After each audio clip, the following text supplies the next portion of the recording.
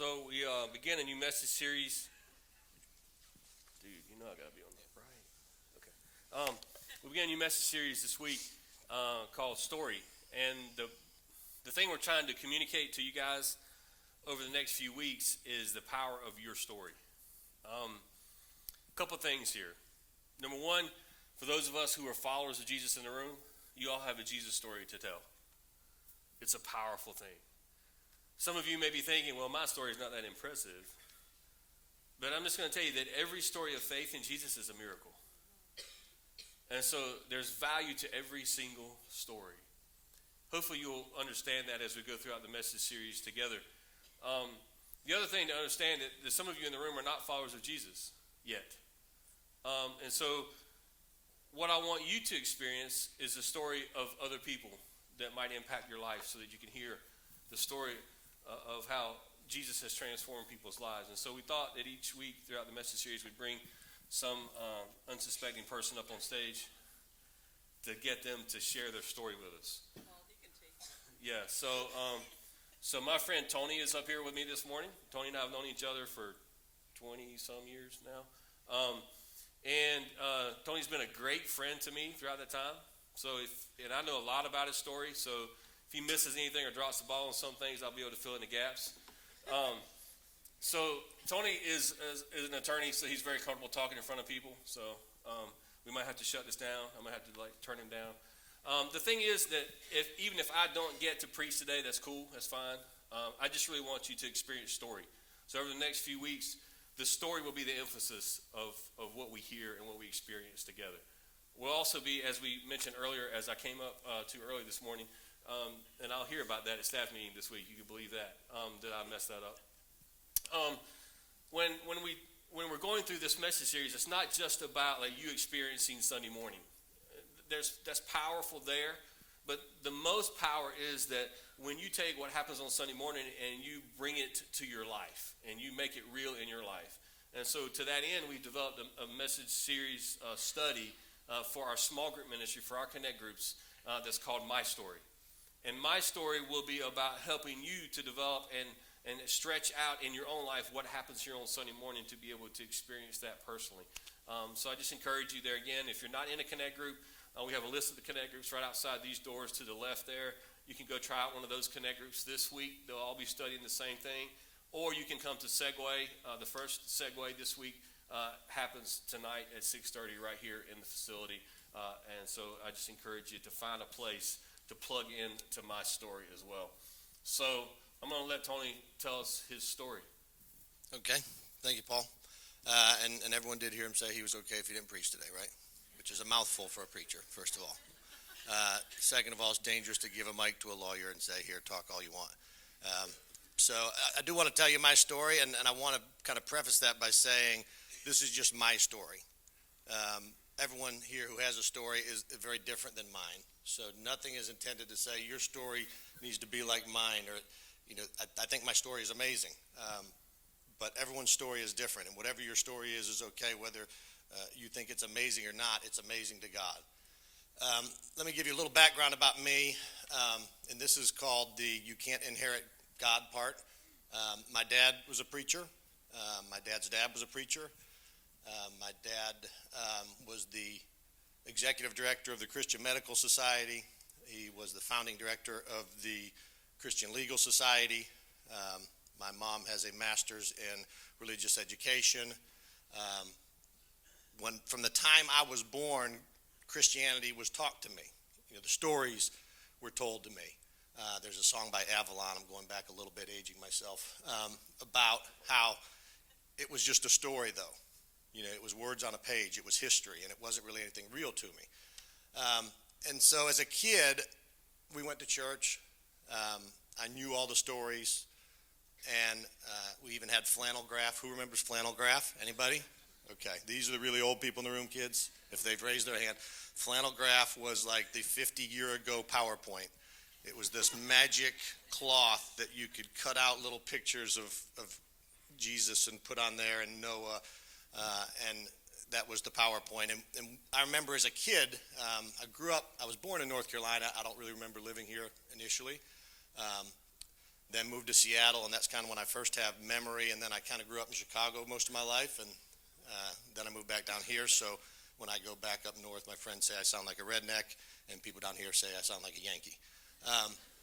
So in Seattle as a little kid, I remember sitting on the stairwell, and I've seen pictures of it in my mom's book, of me and my mom would gather the kids in the neighborhood.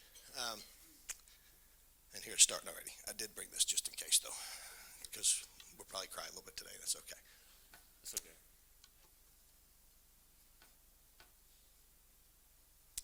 But I remember as a kid sitting on those stairs and hearing the stories. But they were real to me. And I was young. And, you know, you're real young, you're just hearing them, and it's a good thing to hear them because they can impact you later. But I knew all the stories. And they had been, and it wasn't anything my parents did that was wrong. It's just that, you know, for those of you who grew up that way, and I know a lot of you probably didn't grow up with any Christianity in the home, and I grew up with loads of it. It was everything. If you go to my parents' house now, it's still everything. But you don't inherit that. And so as I grew up, I was kind of lost.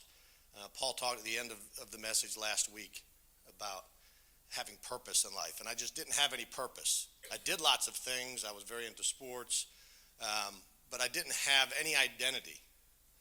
I mean, and as I look back, you know, it talks about we become a new creature. You know, that really resonates with me because I wasn't a creature at all. I was just this flesh walking around. I was like a boat without a rudder, and I would just go all over, and whatever, you know, made me happy in that moment, for me, it was all about me. And that turned into trouble here and there. Turned into partying and drinking to excess. Turned into going to jail. You know, because I had no real purpose in life. And so I would do whatever I wanted to do.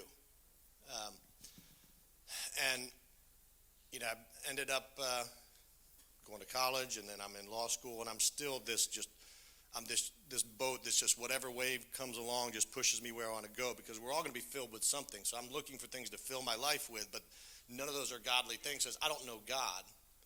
I don't even know who I am. I don't have an identity. And maybe some of you can kind of identify with that, some youth in particular. You know, especially between the ages of like 13 and 21, that, you know, who am I? You know, what am I going to do? I was lazy. I mean, I didn't have any traits that were admirable.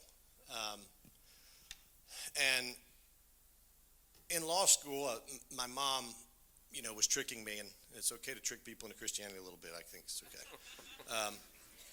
This pastor at the church we were going to, he asked me if I would drive this van where they picked up handicapped people. And he kind of kept pushing me to do it, and eventually I did it.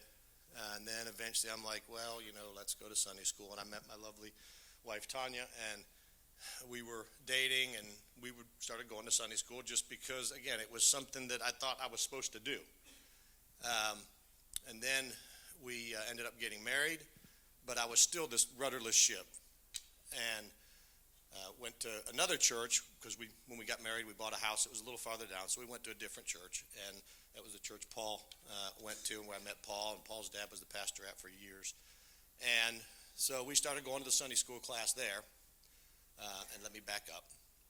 Right before that, when Tanya and I got married, I knew there was this thing called baptism. I had seen it. Okay, I knew it involved water, going under it, and I knew that was supposedly something I'm supposed to do.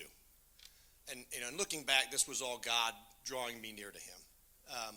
So I was a little scared to do it by myself. I'm not generally a fearful person, but I said, well, Tanya, I think we need to be baptized, because I just didn't want to do it alone, more than anything else. And Tanya was like, okay. So we actually were both baptized in the Cape Fear River. My dad happens to live on the Cape Fear River. And I remember praying, you know, during that time, the best I knew how to pray. You know, God, show me what this is. Are you real? You know, what is this about? Who am I? Because I still had no identity. And, you know, I had maybe that mustard seed of faith, but I'm not sure. And maybe when I get to heaven, God will tell me, no, that was enough. But we were baptized in the river, and then we started going to the church where Paul went. And we were a little bit involved there, but it was mostly because it was kind of neat and cool, and I knew the people, and Paul, not that Paul's so cool, but, we got to know him and Dana, and Dana's a lot cooler than him. And so there became an opportunity for a mission trip. And we had a guy who led our Sunday school class, and he would always use this phrase, do you know that you know that you know? And what he means by that is, are you that certain that if you were to die, you'd go to heaven? And so there was this mission trip sign up, and this guy had talked to me and Tanya about, are you interested in going? And we're like, okay. And next thing I know, on a Sunday morning, they're announcing these people that are going on a mission trip, and they're reading off the names, and Tanya and my names are on there. And I look at her, I'm like, did you put my name in there? Why is our name in there? I said, well, I did talk a little bit about it. And they said, well, these are the people that have expressed an interest in it. And if you want to go, you need to confirm by next week. Okay? So I'm like, that's fine. We just won't confirm. We'll get right out of it. So the next week we go to church, and they read off the list of people that have confirmed, and they read off our names again. And I look at Tanya again. Did you do this? And we said, no, it's got to be Earl. It's Earl. Earl is the guy who was teaching our Sunday school class who would ask that question, do you know that you know that you know? And we're like, he's up to something. He's being sneaky, and this is why I go back to it's okay to be a little sneaky. And then there was one final call, and you had to give some deposit of money or something, but there was something else that had to happen to confirm you were really, really going to go on this mission trip. And at the time, I was physically moving my law office from one spot to another. There could not have been a worse time in my mind, in my life, and this is, me thinking, telling God what's right. There could not have been a worse time in my life to go. And I said, we're not going. I said, we're just not going to sign up. We're not going to do this. So lo and behold, we get to church, and they announce the final list, and here we are again on it. And now they bought tickets for us, and I'm like, oh my goodness. And this was in way upstate New York, and it's going to be really cold. And I did grow up in Chicago, so that's not that big of a shock, but I'm like, okay. And it was so much that I said to myself, I said, God, to the extent, again, I knew how to pray and how to talk to God, is there something in this? There must be some reason. Surely all this happened for some reason. There's some reason I need to go. There's something I need to do. Someone's going to have a heart attack and need CPR, and I'm going to be there, something like that. I don't know CPR, so don't have a heart attack. But something like that, okay? And so we go up there, and my whole focus was on, why am I here?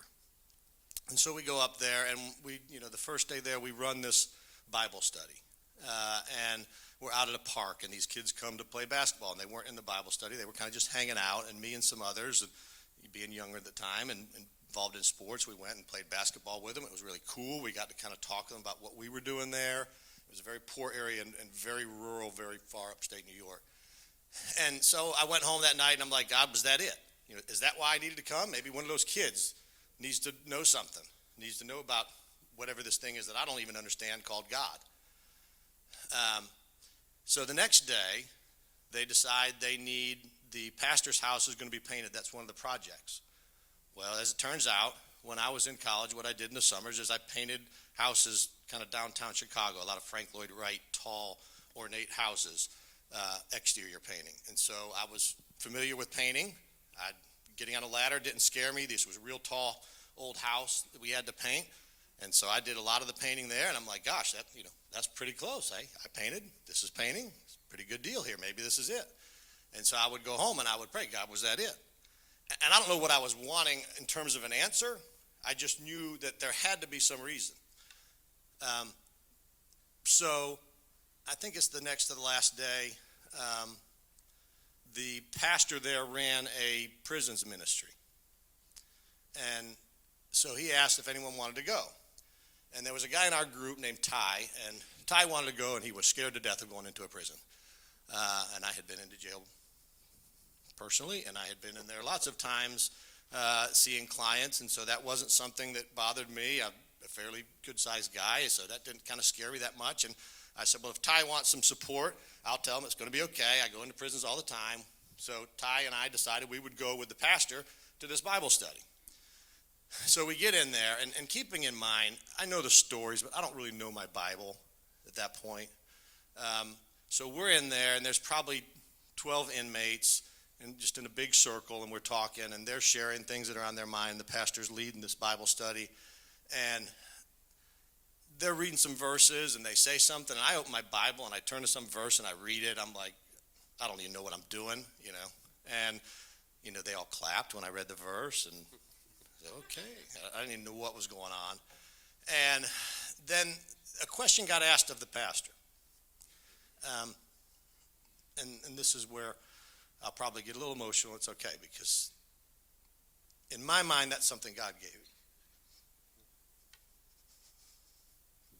So they asked the pastor something about the trip.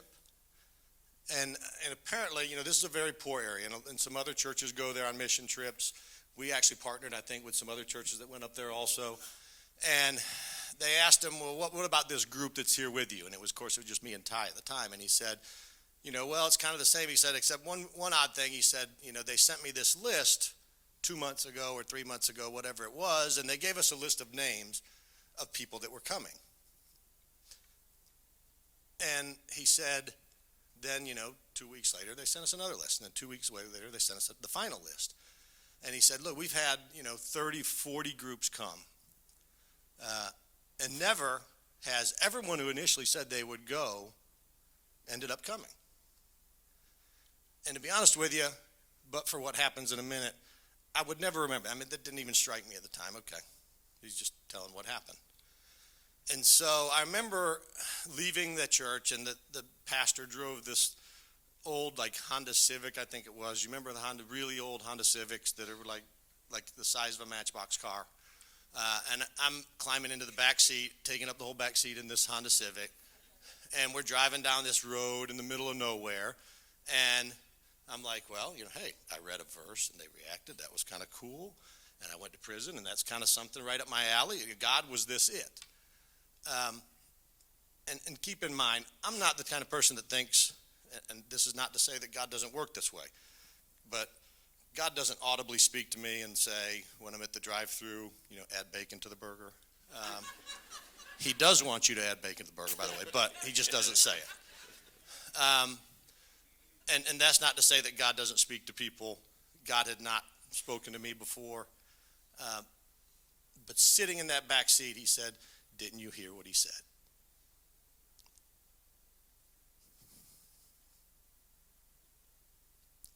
And it was audible to me. In fact, to the point I kind of looked to see if the other two are like, did you hear something?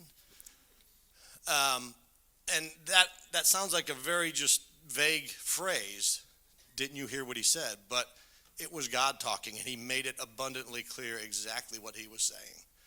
And he was referring to what the pastor had said.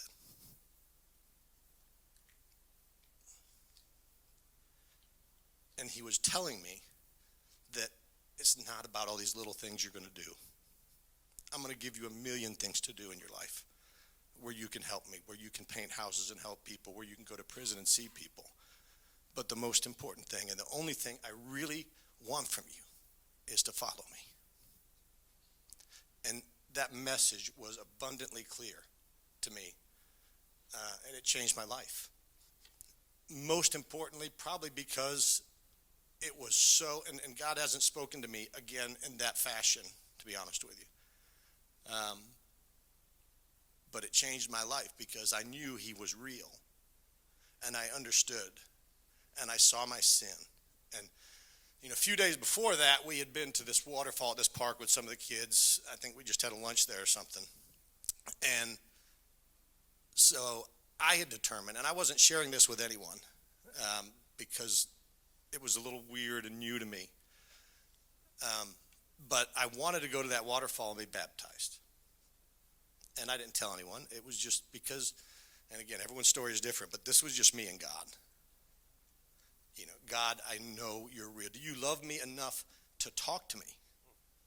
Of all the people on the planet. And the truth is, that's how he cares about you too. He cares about you so much that the God of the universe will talk to you and walk you through things. And all he wants is for you to follow him and be close to him because he loves you. So we went to that park the next day, and the kids got in and we're swimming in the waterfall, and I swam out under the waterfall, and I asked Jesus into my heart the best I knew how, and now it was real and it meant something. And it changed me almost instantly. And ironically, my wife, she'd kill me if I invited her up here, but she has a similar story about, both of us, for that one baptism, we were kind of just going through the motions. We kind of had a head knowledge of some things. I knew my parents were smart people, and so they believed in this thing called God, but it really wasn't real. And that Avalon song says it was only when he became real to me, when it was more than words on a page. And at that moment, I gained identity in life. Up to that moment, I had no idea who I was. I had no idea what God wanted to do with me. I was sitting there thinking, even on this trip, he wants me to paint a house. And he is so much greater and bigger than that. No, he wants to change my entire life, the way I look at everything, the way I see everything, the way I look at people and judge people, the way I give, the way I sacrifice. One of the questions Paul said he was going to ask me, and he hasn't got to ask any, as you can tell, but the first question was, who are you? And I was just a lost, rudderless sinner. And that's not that I don't still sin. I kind of make the analogy of I was a rudderless boat, and now I'm kind of the water skier on God's boat, and I get out of my wake every once in a while, but he pulls me along, and if I fall, he circles back and gets me. So Paul said he wanted me to tell you about kind of who I was, and then my story about how I encountered God, and then tell you how things are different was the third kind of question.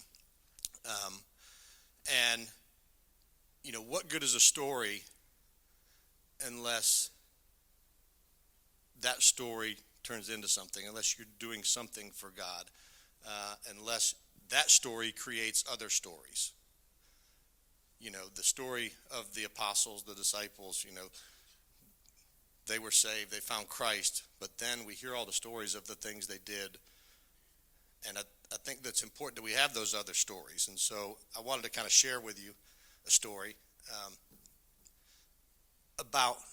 because when Paul asked me that question, tell him how are you different? And I could kind of go back through a list of things because God has given me purpose and identity, and it affects everything in my life. It affects the way I feel about work because I want to do my work well, because God would want me to do my work well. It affects everything I do. It gives me shame when I know I'm not doing the right things. But for me personally, the biggest impact that God has had in my life is my ability, God's ability through me to use me to help others.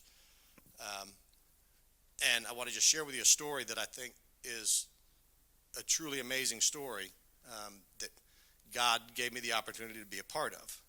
And if some of you were here when we were in the theater, anyone here from the theater days? I know a few of you. And I shared the story there. One day Paul was absent, and he let me preach. And so I shared this story, and I just want to share it with you because, again, you can't deny God is real and that he loves you and that he wants to interact with you and that he does, and he's right there with you. So one thing that I love to do is be involved in sports. And when my son Spencer has been growing up, I was always coaching his teams. He played football and soccer and basketball and baseball, and I would always want to coach the team, and I'm a little bit of a control freak, so that's part of the reason.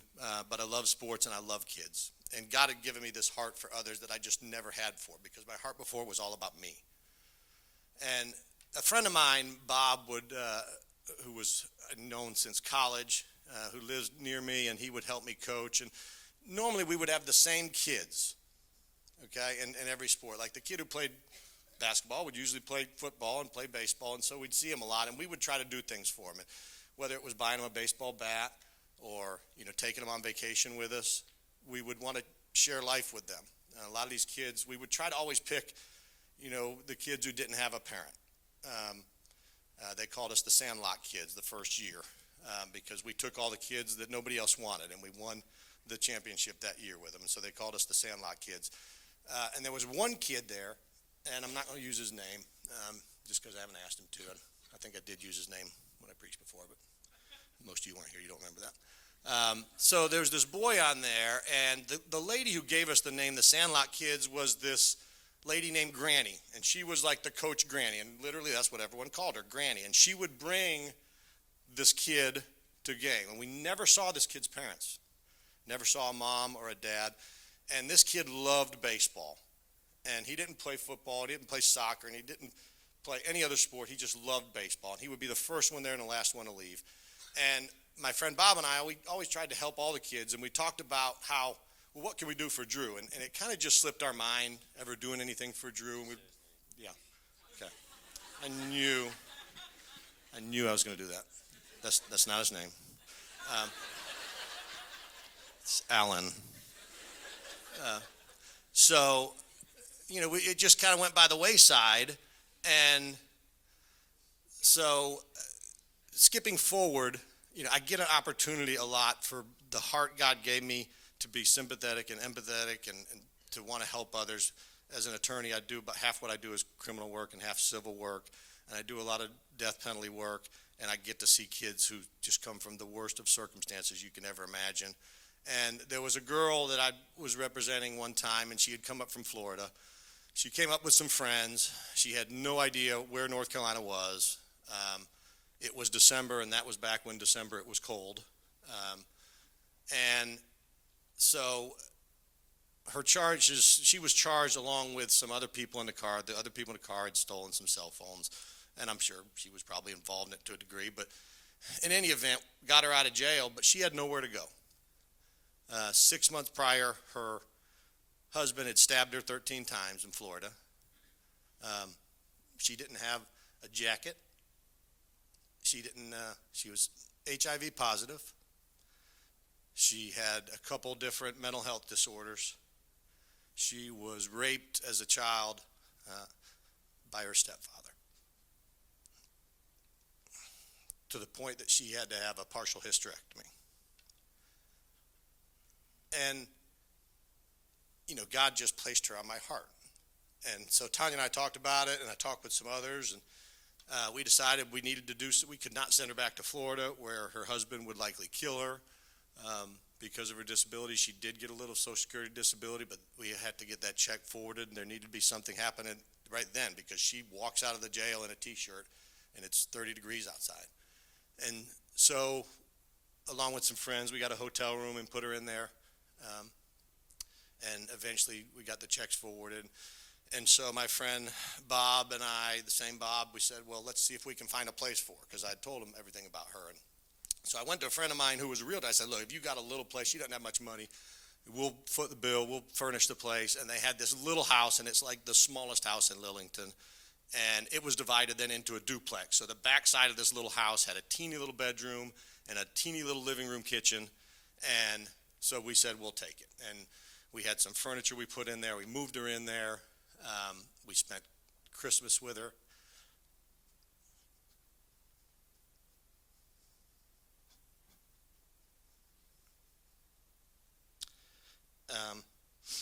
And, she drastically improved who she was. And she was always going to have those problems, just like we all have our problems and addictions. Long story short on that, she ended up, we got a good rehab center when she relapsed into some addiction. And she had never had a relationship with her mother, because her mother never wanted to believe the stories about her stepfather raping her. And so they didn't talk. And so we talked with her about that. We prayed with her. She got in touch with her mother. And when she left that rehab center, she went back to actually live with her mother. And to this day, still has a relationship now with her mother. Has never had to go back to the husband that almost killed her. And every once in a while we get a call from her.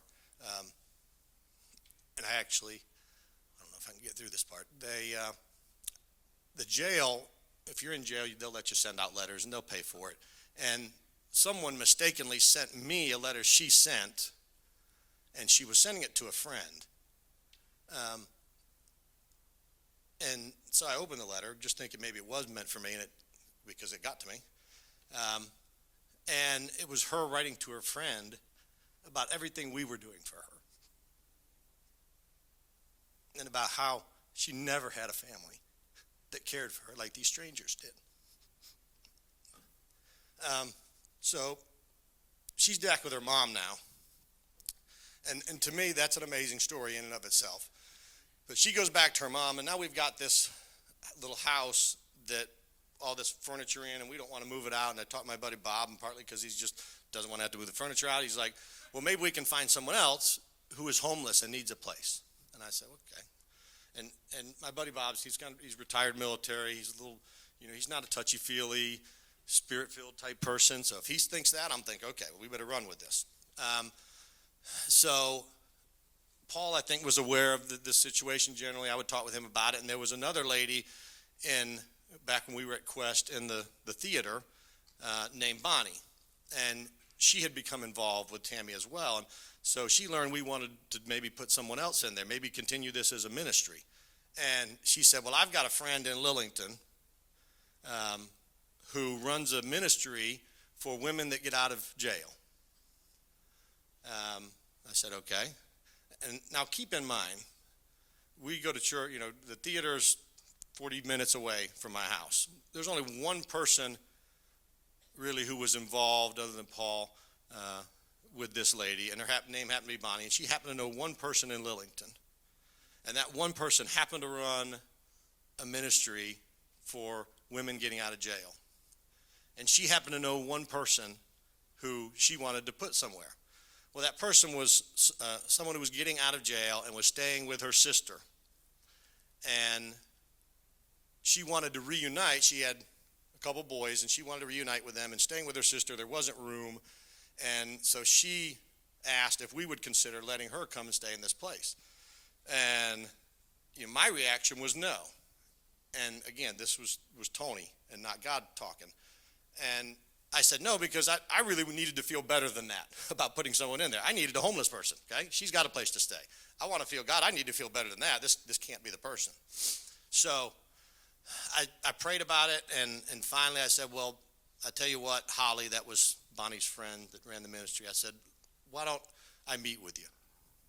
And let me meet this girl. And I prayed. I said, God, if this is who you want me to put in there, I said, I can be real stubborn and stupid, and I need it to be a loud voice. I need to hear that voice like I heard when you found me. And so I go to meet Holly and whoever this girl is for lunch. And it's kind of across the street from where my current office is. And I walk in, and I see Holly, and I know Holly. I didn't know her really before this was going on, but and there's a little girl sitting next to her. And I introduced myself, and I said to the girl, I said, hi, and I introduced myself. And before anyone could say anything, Holly said, well, you know her. I said, I do. And I didn't. At least I didn't think I did. And Holly said, that's Drew's mom.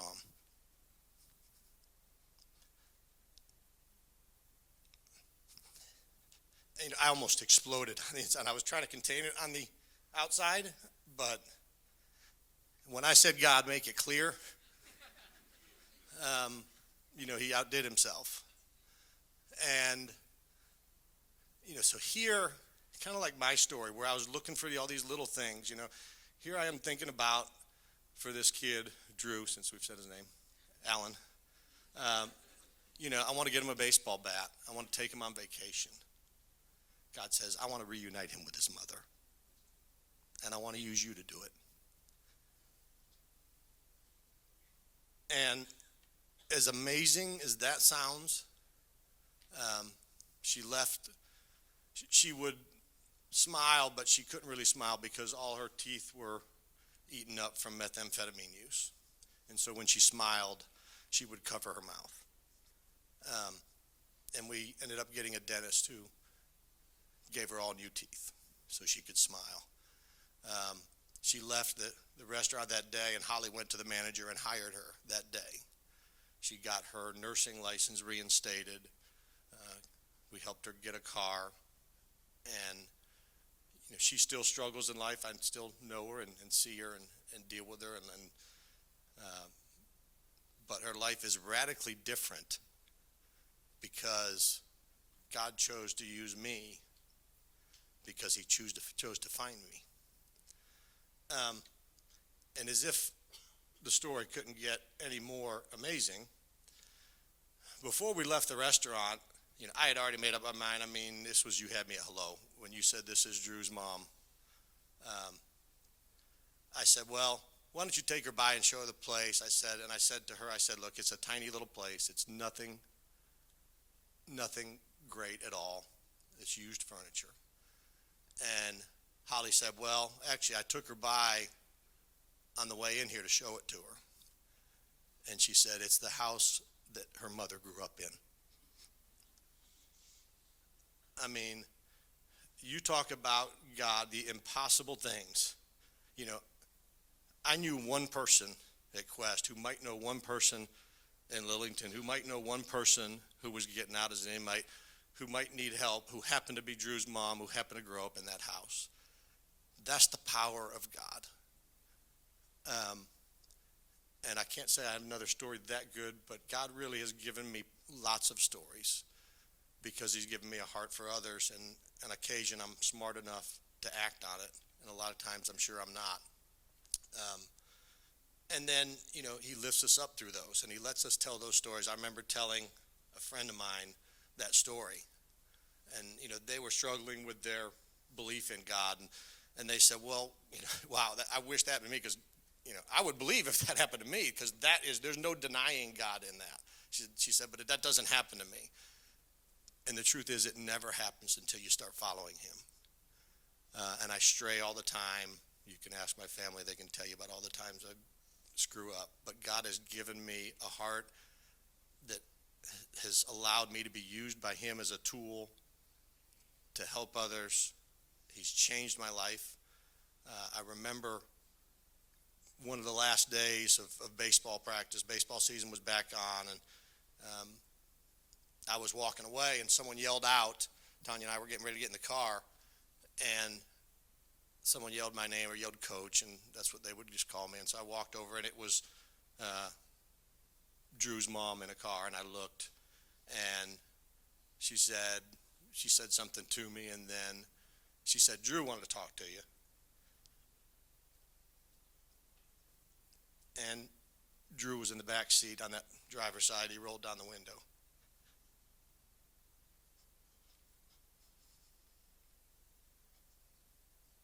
And he said, thanks for helping my mom.